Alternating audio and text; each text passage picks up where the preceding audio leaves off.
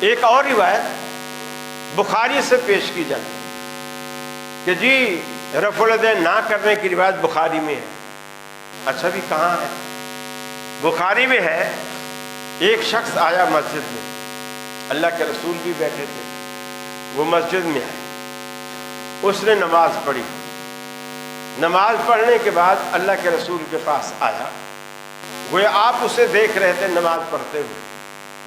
آیا، سلام کیا، آپ نے سلام کا جواب دیا اور فرمایا ارجع فصلی فإنک لم تصلی، جا لوٹ جا، دوبارہ نماز پڑھ، تو نے ابھی نماز نہیں پڑھی. دوبارہ چلا گیا، اللہ کے رسول کا حکم ہے، دوبارہ چلا گیا. جیسے اس نے پہلے نماز پڑھی تھی اب بھی ویسے پڑھی. جب دوبارہ آیا، سلام کیا، آپ نے سلام کا جواب دیا اور فرمایا ارجع فصلی فإنک لم تصلی، جا دوبارہ نماز پڑھ، تو نے ابھی نماز نہیں پڑھی. اس نے دوبارہ جا کے نماز پڑھی. اب دوبارہ پڑھ کے جب آیا، ظاہر بات ہے دوبارہ بھی اس نے اسی طریقے پہ پڑھی جیسے پہلے پڑھ رہا. تو آپ نے جب تیسری مرتبہ اسے حکم دیا کہ جا دوبارہ نماز پڑھ، یعنی سہبارہ نماز پڑھ، تو نے ابھی نماز نہیں پڑھی،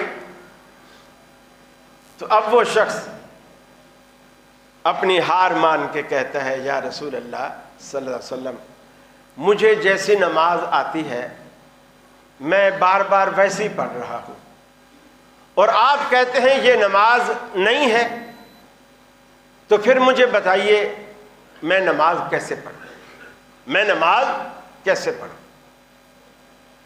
اب رسول اکرم صلی اللہ علیہ وسلم نے اس کی نماز میں جو جو خرابیاں دیکھی صرف اسی کی نشاندہی کی، باقی چیزوں کو چھیڑا ہی نہیں. آپ نے فرمایا اللہ اکبر کہے اور اس طرح سیدھا کھڑا ہو جا کہ ہر ہڈی اپنے اصلی مقام پر آ جائے، پھر رکوع کر اور اس طرح رکوع کر کہ تیرا سر، تیری کمر بالکل ایک لیول پہ برابر. کچھ لوگ سر کو ایسا جھکا دیتے ہیں پاؤں کو دیکھنے کے لیے، نیچے ایسا جھکا دیتے ہیں کہ کمر اونچی ہوتی ہے، سر نیچا ہوتا ہے. کچھ لوگ سر کو کم جھکاتے ہیں اور کمر نیچی ہوتی ہے، سر اونچا ہوتا ہے. اگر تو یہ کسی تکلیف کی وجہ سے ہے تو کوئی بات نہیں، جیسے کسی کی کمر میں تکلیف ہے وہ زیادہ نہیں جھکا پاتا ہے، اس کو عذر ہے، کوئی بات نہیں. لیکن اگر عذر نہیں ہے اور آپ صحت مند ہیں، جوان ہیں، اور آپ کے اعصاب میں ایک لچک ہے، آپ ایسا کر سکتے ہیں، تو آپ سر اور کمر کے لیول کو رکوع میں برابر رکھیں. پھر آپ نے فرمایا سجدہ ایسا کر، تیرے ہاتھ، تیرا سر جو ہے دونوں ہاتھوں کے درمیان، یعنی جب آپ زمین پہ ہاتھ رکھیں تو آپ کا سر اس طرح ہو کہ آپ کے ہاتھ دونوں طرف کے کانوں کے برابر ہو. سجدہ ہاتھوں کے بیچ میں، نہ اس سے آگے ہو یعنی ہاتھ پیچھے نہ ہو، اور نہ ہاتھ سر سے آگے ہو، کانوں کے بالکل برابر، سر جو ہے اس کے بیچ میں ہے. پھر فرمایا ایک سجدے کے بعد اطمینان سے بیٹھ جا، ہر ہڈی اپنے مقام پر آ جائے.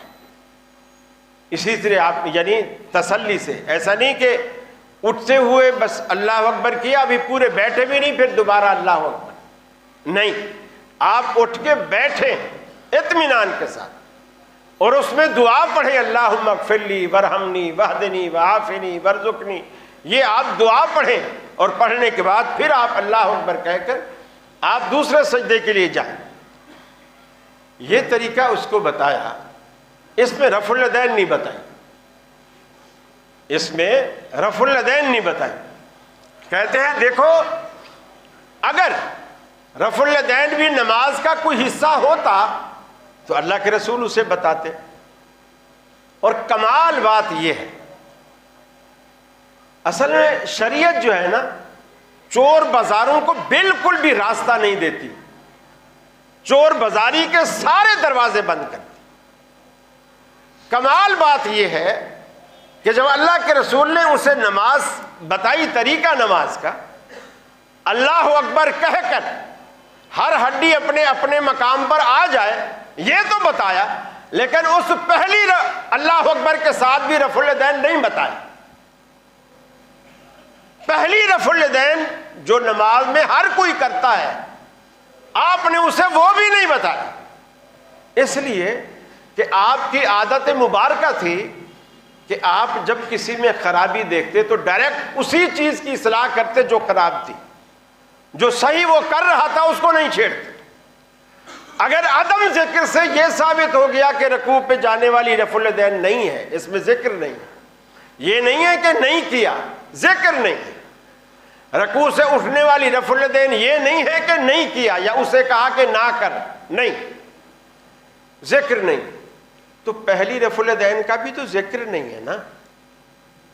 جب اہل حدیث یہ اعتراض کرتے ہیں کہ میاں اس میں تو پہلی رفع الیدین بھی نہیں ہے اور بھی بہت ساری چیزیں نہیں ہیں، کسی رکن کی دعا بھی نہیں ہے، فاتحہ بھی نہیں ہے، اور قرات بھی نہیں ہے، رکوع کی دعا بھی نہیں ہے، سجدے کی دعا بھی نہیں ہے، حتیٰ کہ آخری قعدہ بھی نہیں، جو اتحیات آخری قعدہ ہے اس روایت میں وہ بھی نہیں ہے، تو اس پہ تو بہت کچھ نہیں ہے۔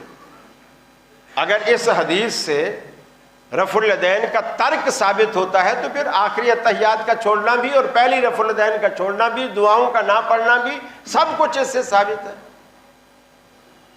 اب اس کا پتہ ہے کیا جواب دیتے ہیں؟ کہتے ہیں پہلی رفع الیدین اور آخری اتحیات وہ تو دوسری حدیثوں سے ثابت ہے، اس میں نہیں ہے تو کیا ہوا؟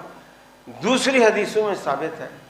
تو ہم کہتے ہیں اللہ کے بندے، یہی الفاظ جو رفع الیدین اہل حدیث کرتے ہیں اس کے بارے میں نہیں کہا جا سکتے کہ وہ بھی دوسری حدیثوں سے ثابت ہے، اگرچہ اس حدیث میں نہیں ہے۔